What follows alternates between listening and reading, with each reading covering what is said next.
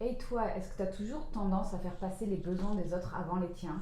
Ça, c'est simplement un programme inconscient de survie. Moi, c'est Chloé, je suis thérapeute en décodage des mémoires cellulaires et je t'aide à mettre du sens dans tous tes programmes inconscients qui te font agir de manière automatique. On peut dire qu'au niveau de la survie, c'est pas forcément logique de faire passer les besoins des autres avant les siens. Si on pense, par exemple, dans un avion, on dit d'abord de mettre le masque à oxygène sur soi. Une fois qu'on est bien, on peut aider les autres. Mais qu'est-ce qui joue dans le programme de survie? C'est en fait quand à l'enfance on ne se sent pas en sécurité dans notre cellule familiale, ce qu'on met en avant c'est le bien-être de l'autre, du parent en fait. Parce que quand le parent est bien et en ouverture, on sent sécurité. En fait, c'est très fréquentiel et très émotionnel. C'est comme ça que l'enfant comprend. Fait que l'enfant va se modeler pour correspondre aux attentes et aux besoins du parent, parce que quand le parent est bien et content, ben là, l'enfant se sent un petit peu en sécurité.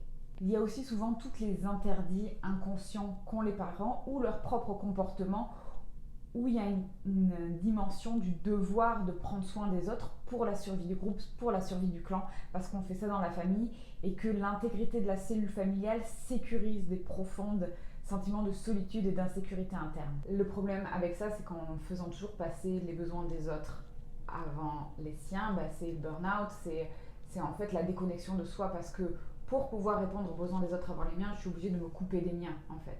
Donc il y a une coupure de soi, ça peut amener une certaine forme de dissociation de ses besoins, de ce qui est important pour soi, parce que c'est la survie d'abord. Notre cerveau va toujours mettre la survie d'abord. Fait que si la survie c'est la cellule familiale, le groupe, l'autre, je vais me couper de moi. Et c'est ça qui va amener un moment quand on veut aller vers soi, l'épanouissement de soi, en fait à faire des autosabotages.